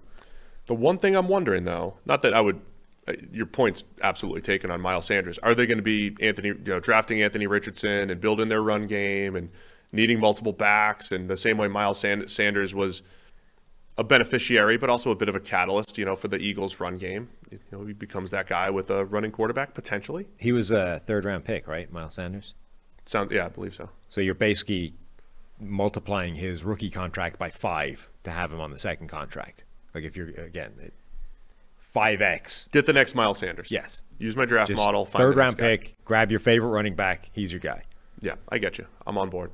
All right, New Orleans Saints signed Derek Carr. They re-signed and I believe extended Juwan Johnson at tight end, and then found some way to move money around and bring back Michael Thomas on a 1-year, $10 million deal that has a whole bunch of incentives and everything built into that. So what are you liking about the Saints so far? Yeah, I think the Michael Thomas move is my favorite. That seemed just a foregone conclusion that Michael Thomas was going to get cut at some point and be a free agent the last time they messed with his contract. So for them to actually end up retaining him this year, I think is huge. And yes, obviously the guy's been really injured the last couple of years. 3 years, right? 3 years. Buy low on the injuries, baby. Yeah, and this is one where I think it does make some sense because, look, he's dealt with 3 years essentially worth of injuries, but the play before that was like as good as anybody in the NFL. So we're talking the starting point is true alpha, number one, elite, league-leading reception type of receiver. Number two, when he has been on the field, even dealing with the injuries, he's been very productive. He's gotten a ton of catches. He had 3 touchdowns in 3 games last season. He's been a good player even when he's been hurt. So if you just get him on the field, it's going to be good for you. And now, whatever the kind of the disagreements or there was clearly sort of antagonism somewhere along the way in terms of his relationship with the team and dealing with all these injuries and stuff. That's probably slightly different now that they have a new coach, a new quarterback. Like the whole dynamic has changed. So getting him back for $10 million with the ability for that to go to 15 if he plays well enough to justify it feels like a great move. And if all of that stuff happens, when you pair him with what Chris Olave showed last year as a intermediate and vertical threat, and Michael Thomas, remember there was a point where who would you comp Michael Thomas to from a production standpoint? He was like a Chris Carter type, right? Uber possession guy that's just going to move the chains. I love that as a 1-2 punch. I loved it last year as a potential 1-2 punch. We just never got to see it, really. Rarely got to see it. That's the thing. They've upgraded the receiving core around Michael Thomas because of the times that Michael Thomas wasn't there. So if he comes back, that potentially increases his ability to play well because, attention is now being drawn by Chris Olave or by Rashid Shaheed. Here's something else that the Saints did that I would always do, that you can't always do. Let me see if I can pick it from the list. What would you do from this list? It's not a specific thing from the list, but what they did a couple of years ago with a guy that's on the list. May have already mentioned. You would grab ridiculous, oversized college wide receivers and make them tight ends. Absolutely. Nailed Absolutely. It. Yes, good work. Ding, ding, ding, ding, ding. Good for Juwan Johnson, former college wide receiver turned tight end. I would take give me all your power forwards. Give me all your oversized rugby players from Australia. Give me all of those guys, and I'll turn them into football players. And if I don't, we didn't do it. But if I do, if you don't, you had guaranteed fired money anyway. You're good. Yes, I get the guaranteed money. And but if you do, sometimes you stumble into Antonio Gates or Juwan Johnson. Mm-hmm. So good for him. Now you get some weaponry for the Saints. I quite like the Derek Carr signing as well. Like, we've been reasonably critical of Derek Carr in his NFL career, but for the Saints specifically, They're the one team for whom I think Derek Carr's plan A made sense. Derek Carr's plan A for the Jets doesn't do anything. Well, I mean, it's all about where you live, right? You live in the NFC South. Yeah. Derek Carr, I mean, I had to do a radio hit today, and it was like, where does Derek Carr rank among NFC quarterbacks? Might be fourth. It's like three or four. In the AFC, to rank fourth, you're ranking just behind Mahomes, Burrow, and Josh Allen. In the AFC, he could be 4 in the AFC East. And the AFC West. Right. And maybe the North, close to the North. We'll see. I mean, the West, depending on Russ. But yeah, look, the point being, you could be 4th in multiple divisions in the AFC. You might be 4th in the NFC conference. Yes. It's a different dynamic. So for them to come in and a bad division, like Derek Carr immediately makes them favorites for the division. And at that point, like, it's a different dynamic. You don't have to get through that gauntlet of AFC teams. You just got to win a couple of games, get lucky against one of the 2 good teams in the conference, and you're in a Super Bowl. Yeah, I mean... And by the way, it's also less than the Raiders are paying him. Like, they got a discount, effectively. Yeah, so I think that deal's fine. It depends on where you live. If you're... It might not feel as good a couple of years from now, but they've got outs. They'll be fine. Yeah. Derek Carr's good. He's a good player. He's a good quarterback. What don't you like about the Saints? My first... they bring in... So the 2 defensive tackles that they bring in, Colin Saunders...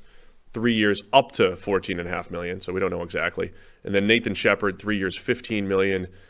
Stick with me being critical of interior defensive linemen making $5 million when Shepard, he had a 68 grade last year, fine. A couple of years in the 50s before that. Like, I feel like I can get that in the draft for cheaper. Yeah, I mean, I guess my overall sort of broad criticism would be Marcus Davenport's gone. David Onyemata's gone. Cameron Jordan's getting older and declining visibly. Your solution on the defensive line is Kalen Saunders and Nathan Shepard. That's not enough. I mean, you've got Granderson on the edge. You've got Peyton Turner. Like, you've got young guys that you've been hoping will do that job, but they haven't yet. Granderson is probably the closest to that, but they either head into the draft with a glaring need at defensive tackle, which the Saints are perfectly prepared to do from history. They will go in knowing they need to nail one specific position in the first round and go after that. But, like, that is a big weakness right now. Yeah, I mean, they probably right now have a 6-man defensive line rotation, which at this time of the year is pretty deep. Yeah. But it's not deep with a ton of good players. Right. They're just okay. So there's more impact needed probably on the defensive line there. And that's in part because we don't know if Peyton Turner has actually hit as a former first-rounder, right? They just lose Trey Hendrickson a couple years ago. You lose Marcus Davenport. They're not replenishing on that defensive line. I think that's all fair. Mm-hmm. And part of my Nathan Shepard criticism. All right, Tampa Bay Bucks. I think what I like most was that they won the Super Bowl in 2020. And it all paid off. And you can just you can rewatch that and enjoy the good feels that you got if you're the Bucks for winning the Super Bowl.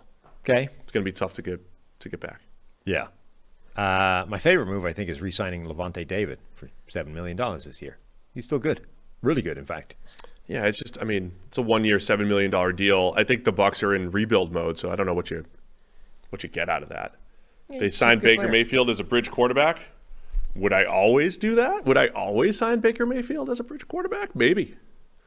He'd be throwing to my oversized receiver tight end hybrids. Yeah. Yeah, he'd be throwing to my super fast receiver guys. What a weird receiving core you're going to have. Well, hopefully there's a wide receiver 1 in there too, because I believe in that strongly. Yeah.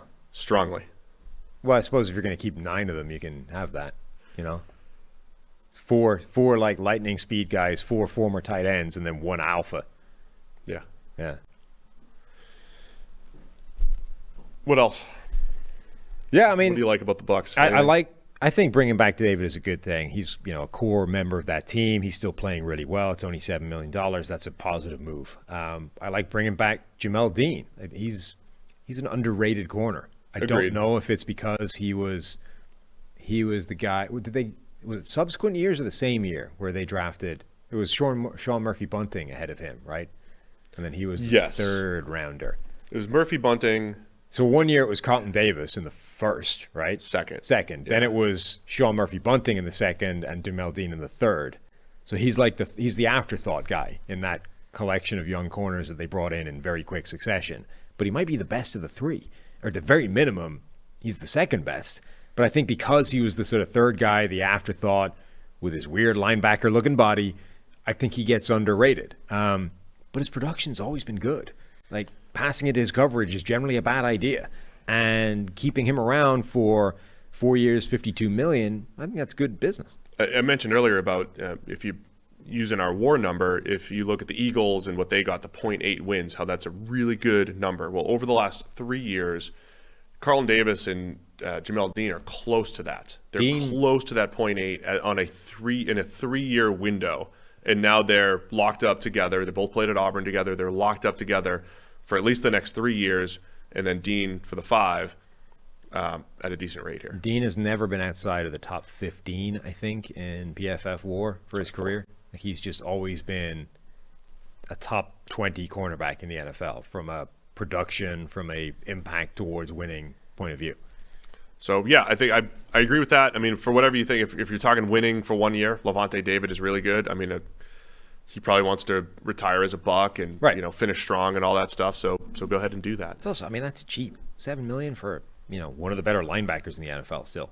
Oh, absolutely. I mean, him or Bobby Wagner. I was thinking some sort of team on the cusp. The Bills, who just replacing a Tremaine Edmonds with 1 year of Levante David or 1 year of Bobby Wagner would make a ton of sense. That could still happen with Wagner. Other side of it with the Bucs, what do we not like?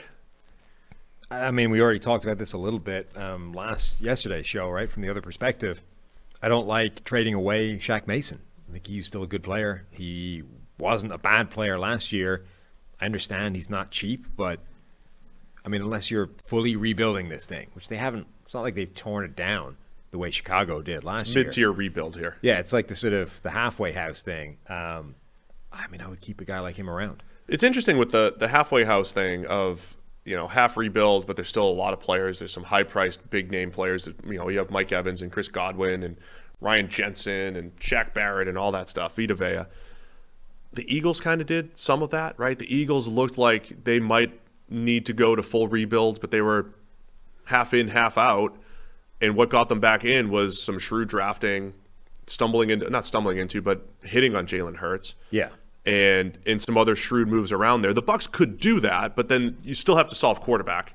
And that's why it feels like it is a rebuild. I mean, it's a 1 year bridge of Baker Mayfield, see what he has. And, do you want to be in the Caleb Williams sweepstakes? You're probably too good in a bad division to do that. So they're just in purgatory right now in Tampa Bay. And that's probably just the criticism is it just doesn't feel good. Right. I mean, unless Kyle Trask is the truth, you're not going to fix this roster in the way that it's currently constructed. But the way it's currently constructed is probably too good to get you to one of those top 2 quarterbacks, the 2 guys that are the main names next year. They're in that weird, tough spot. So because they had to release Donovan Smith, became a dependable starting left tackle. He was up and down last year. Shaq Mason was not as good as he'd been previously last year. They lose 2 starters, right? On an offensive line that already needed some help. So that's where it doesn't feel great if you're the Bucs, and then the defensive line also just needs an injection of talent and youth, basically. Pass rushers, big dudes, whatever it might be. Yeah, Donovan Smith was a really dependable left tackle right up until he really, really wasn't. Again. Okay. Well, there was a couple years where he was pretty dependable. How are we doing on time? I haven't even checked. I think we're doing fine. Doesn't matter today. We don't have the hard out. We don't. It's Patty's Day. Probably giving more time like. to the NFC than we gave the AFC. Oh, AFC people are going to be mad again. Those AFC fans, Mike Ryan Ruiz. Yeah. It's going to be pissed. If you're just an NFL fan, though, you probably getting 3.5 hours of great content. Rob Lowe's loving it. Yeah, Rob Lowe. Me, big just NFL guy. Root for the Shield. NFC West, keep the energy up. We got 4 more teams. Stay strong. Arizona Cardinals. I got to scroll back up all the way to the top. I mean, the Cardinals. Are you guys following along in our free agent tracker? You should be. The Cardinals aren't going to help with the energy. You know what I like the best? Is it the video? How much do you know me? Is it the video where Gannon is going pew pew? It's not that. No, okay. It's not that. Because that's pretty good. It's re-signing. Oh, Kelvin Beachum. Kelvin Beachum. After Kelvin Beachum trashed Kyler Murray and said he needs to grow up. Look, you need some radical candor in that locker room. Radical candor. If Kyler can't handle a little bit of criticism, how's he going to be the guy? I think that's quite an interesting move. It's like the guy literally on the way out the door is like, the dude needs to grow up. I'm not saying he's not a good leader. He just needs to mature a bit. And then it's, hi. Who doesn't in their 20s? Who doesn't? Yeah. So I like that move. They bring back Will Hernandez, 2 years, $9 million. He's another one of those, leveled off as a average to slightly above average starter at guard. That's fine. I think those are good moves for Arizona, who had a lot of needs. Yeah, I think overall everything they've done is fine. It's just where's the big things here? Like Kaiser White at linebacker, that's a nice move. 2 years, $11 million. That's nothing. I'm in on that. I like that move. Whatever, kicker. Will Hernandez. I mean, these are fine moves, all of them. Marcus Golden had sort of reached probably the end of his lifespan there, but now you have basically no edge rushers. In fact, no pass rush of any description, because Zach Allen is gone too, and J.J. Watt is retired. So, you basically don't have a defensive line. And you've added a linebacker to supplement the 2 linebackers that you've drafted in the first round, one of whom you've had to basically make into a slot corner at this point in his career. You're just in a weird place right now, and it feels like you need to make some bigger moves than this. But you don't really have the ability to, so this is just here we are. Haven't traded Nuke Hopkins, and even if you do, once again, my starting point, looking at a team, who's throwing the ball, who you throwing to, it looks pretty when it's Nuke Hopkins, Marquise Brown, Rondell Moore. I think Trey McBride's going to be good, as he gets older. It looks nice now. You lose Nuke Hopkins, depending on what you get back in return. There's going to probably need some more work there's more work to be done there. And then, when you look at the defensive front, it's in Bears territory, which is bad. Yeah, it really is. So, hashtag more work to be done. The only potential difference between that and Chicago's defensive line last year, number one, obviously the draft is upcoming, but number two, they drafted 2 guys last year who could be better this year. Cameron Thomas, Myjai Sanders. If one or both of those guys takes a big step in year 2, they're in a different spot. Barbarian. That's what I was going to say. I'm sorry. I stole you. Cut that out. I stole his punchline. The third difference, they have Dennis the Barbarian Gardeck. Yes, they do. And the Bears didn't have that. Do. My bad, man. We're just on the same wavelength so often. It was a good joke, and we undercut it. My bad. I'm intrigued by that group. I liked Cameron Thomas and Myjai Sanders coming out. Sure. Not enough to say, hey, let's roll with them as the starters. I want more depth there at edge. But they're also picking at 3, so they might be grabbing a Will Anderson, add him to the mix. They need some good 300-pounders. They're actually one of those teams. Every other team that I criticized, like the Shy Tuttle deals and all that stuff, they actually could have used a couple of those in Arizona, to be honest. I really hope they don't put Josh Jones back at left guard now that they have DJ Humphries back healthy. Josh Jones has been bad at every position in the NFL except left tackle, where he played in college, and he looked good at left tackle. If you can't accommodate him at left tackle, trade him away and get something back for him. Don't try and plug him back into a spot where he's been bad again. Yeah, I'm with you. Figure it out. That's what they might end up doing, because the rest of that offensive line is bad. Got to play the best 5. Except Kelvin Beachum. Good re-signing. Los Angeles Rams. What do we like about what the Rams have done? They've traded Jalen Ramsey. Yep. Released Leonard Floyd. The end. They got Hunter Long in the trade. I like the Hunter Long throw-in They got Hunter in the Long. Jalen Ramsey deal. Released Bobby Wagner.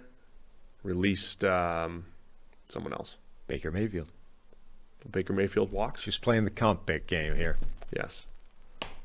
Comp pick or other picks. I like that the Rams are hashtag embracing the picks, maybe. Embracing the picks. They still don't have a first, but embrace those picks. I don't know. What are they doing? What's the plan? They're in the half rebuild stage as well. The half rebuild stage. Yeah, because I think they're gutting. They're creating some salary flexibility. Yeah, look, I thought our friend Greg Rosenthal said when they released Bobby Wagner, they're starting the rebuild. I didn't think that was the case. I was wrong. Because I thought it was like, they're just moving on from Wagner. They still have Ramsey. They still have Donald. Kupp's coming back. These other teams in the NFC, it's interesting. These other teams in the NFC are convincing themselves the NFC's trash. Derek Carr is going to be good enough to win. The Rams could easily do that and say, Stafford, if we tidy up the line a little bit, and him and Kupp as a baseline are putting us in the playoffs, Like, you could easily convince yourself, and Donald, and you can convince yourself of that. But they seem like they're halfway in, halfway out, right? You're trying to gut the roster enough to be able to rebuild it with youth. And I just don't know if they have enough youth yet unless they hit on a bunch of their picks. Yeah, and they're not even – I mean, okay, trading away Jalen Ramsey is a huge move. But it's not the only move they could have made to change this roster in a significant way by trading. And, okay, there's still time. Maybe they do some more things. Like Allen Robinson is the obvious potential guy to just get rid of at some point. But if they don't do that, and this is just the sort of extent of the halfway house rebuild thing – well, now you just took away one of your best players, leaving a glaring weakness at one of the most important positions. You've got Kobe Durant at corner who played pretty well, but outside of that, what are you left with? It doesn't feel worth it for a team that, okay, they were in this world now where they were getting squeezed a little bit because of the way they'd approached previous years, but it's not like they were screwed. And in this NFC, you're like, we could keep rolling with this. They seem to have convinced themselves that last year was the close of the window, right? We had our run. We won as many games as anybody in the NFC over a 5-year period. We got to 2 Super Bowls. We won one of them. We'll take that. But now it's done. Let's start wrapping it up. It's like, I don't know that it was. I mean, sure, you would be maybe like the 10th best team in the NFL on paper, but you might be the 3rd best team in the NFC. Again, put you in the position that whoever we talked about before, you get there, you win a couple of games, and then you just got to get lucky against one of the good teams, one of whom, by the way, you've had their number for the majority of that stretch. So let's go. Yeah, it's going to be interesting. Wait, no, it's the other way around, right? Isn't it Shanahan has always beaten McVay? Yes. Okay, so backwards, but still, you just one game is all you got to shoot for. I know what you're getting at. I understand. So the Rams have 4, 7, 11 draft picks. If they do trade Allen Robinson, by the way, maybe the Patriots rant we had yesterday, maybe Allen Robinson's a buy low, could get the most out of him type of candidate. It won't feel good until you see it, but it's an option, right? In a landscape of where are all the X receivers, that's definitely a gamble to be considered. And the Rams, I think that's the thing. Like Ramsey, I mean, there were reports that maybe he was just done there or whatever. But Allen Robinson hasn't seemed like a fit just yet, so maybe he's out too. Maybe you get a 12th draft pick. If they have a Seattle-type draft, which happens, for one team every 5 years, if they have one of those draft picks, they're right back in the draft classes. They're right back in the mix. But it seems like that's what they're relying on, right? Drafting in volume and finding a whole bunch of starters. And if they do that, there's still a bit of a nucleus there, but you do have to hit on a bunch if you're the Rams. Yeah. But we're only talking about all this stuff because they haven't made actual moves to discuss. So that's why we're talking about these hypotheticals. Largely because they haven't had cap space to spend, which is part of it. Yeah. But there's another team that could have used, they're in that, not even creep back toward average, let's try and make this offensive line better world. And maybe we don't have to spend a ton of money to make it happen, but let's try and add some bodies to see if there's players that could make obvious upgrades once we start seeing them in camp and practice and whatever. Third wave, you could do that. You could probably get some third wave free agents for the Rams. But as of now, there's nothing to report on. I mean, they must have gone out of their way to get Hunter Long in the trade. Hunter Long, big fan. That's a key part of their rebuild. I liked him a lot coming out of BC. Give him an opportunity. Just give him a chance. All right, let's go 49ers. Get 2 more teams. There's a chance we forgot a couple, but I think we've got 2 more. San Francisco 49ers, what do you like? Javon Hargrave? Yeah. Sam Darnold? I do like the Javon Hargrave. I do the Darnold one, yes, for a different reason. But I do like the idea that San Francisco, a team we expect to be a contender, one of the best teams in the NFC, they're the team that went out with the big splash and got Hargrave. On his own, basically accounts for the same volume of pressure as like the 8 guys they used inside last year. Is an elite pass rusher to pair with the other elite pass rusher that's already there, Nick Bosa, and some young guys that are capable of stepping up into a bigger role. That defense is going to stay nasty, and that's the kind of impact signing that I think helps that along.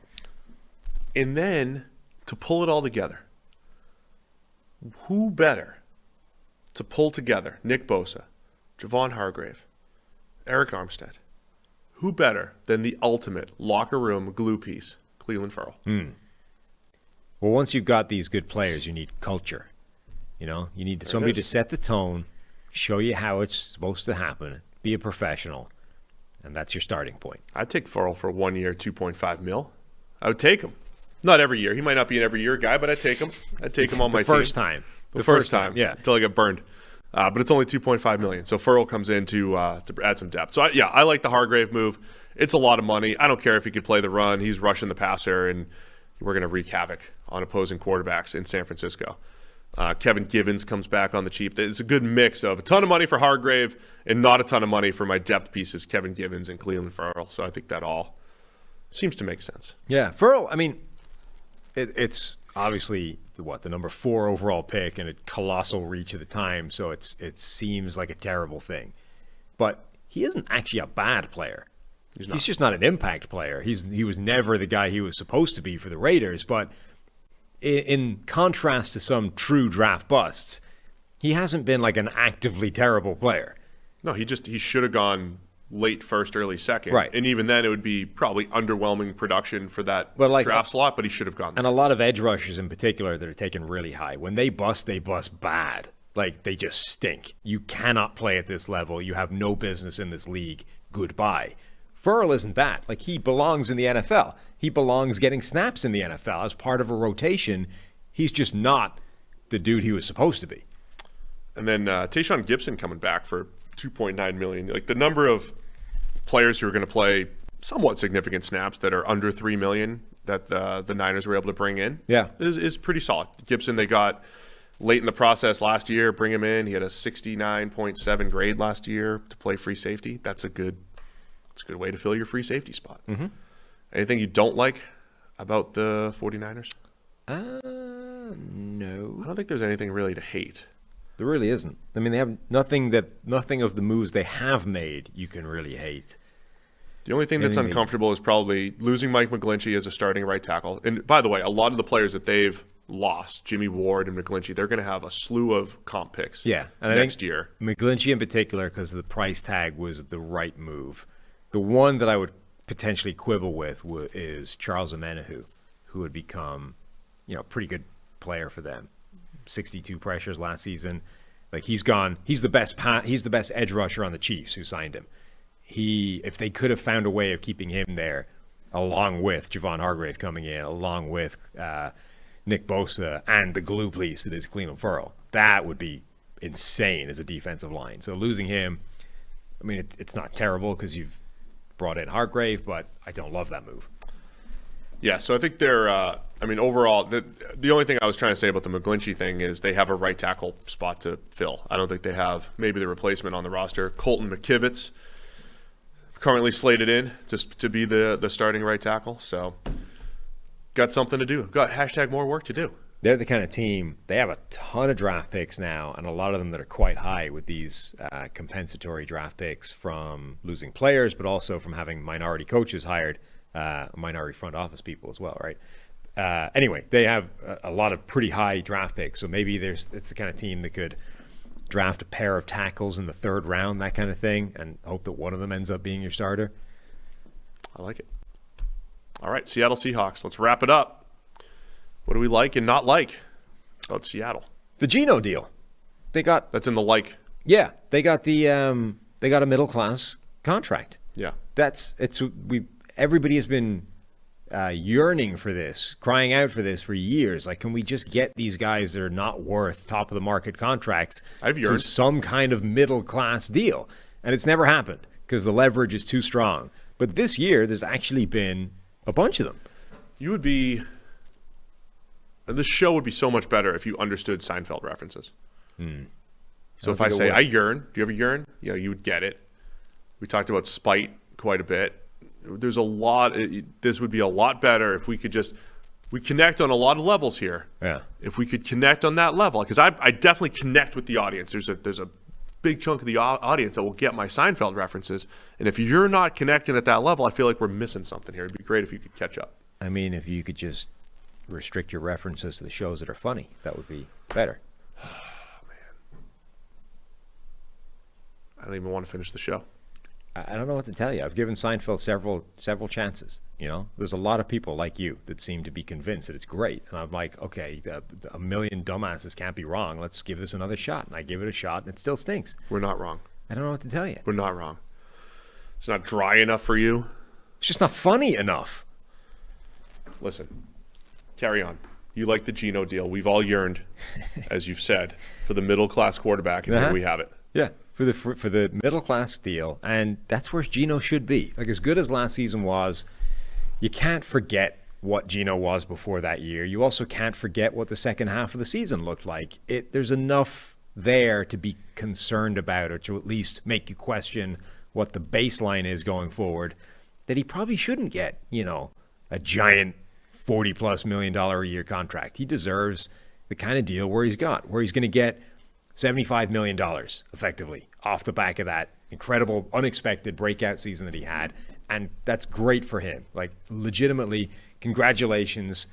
It's a sort of feel-good story. The dude came back from nowhere, having had his career kind of peter out, ran into a brick wall and then never went anywhere. He finally became the guy that he was supposed to be when he was drafted, and still had enough concerns that the deal landed in the right place. Yeah, I agree with all that stuff. Good stuff. I don't know if they're going to go this route at pick number 5, but they could play in the QB world. If the right guy falls, they could draft somebody. They probably don't want to play that, but they can. You talking to me? No. Okay, good. So, Seinfeld is great. Thank you, Tyler. They could draft the quarterback if they need to. So I think that's they have some flexibility there if needed. Mm-hmm. So I'll agree with that. On the good stuff, on the not so good, I'm going to say Draymond Jones was a lot of money. 3 years, $51 million. And this wasn't even a sack. This wasn't even like he had 10 sacks out of nowhere last year. He's been a consistently good, not great pass rusher. So they bring in Draymond Jones, they release Quentin Jefferson, and they sign Jaron Reed again. Have they gotten rid of Shelby Harris? Yes, they released Shelby Harris. So effectively, you're swapping out Quentin Jefferson and Shelby Harris for Draymond Jones and Jaron Reed, but with a lot more money attached to it because of Draymond Jones' deal. Yeah. Because of that extra money, I don't know that you can say that's an upgrade.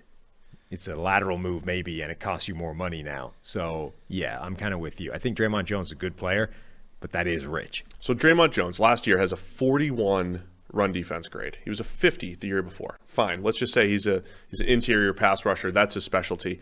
Even that grade, 67, 69, 78, 70, working backwards. They're all green. They're all good, solid grades.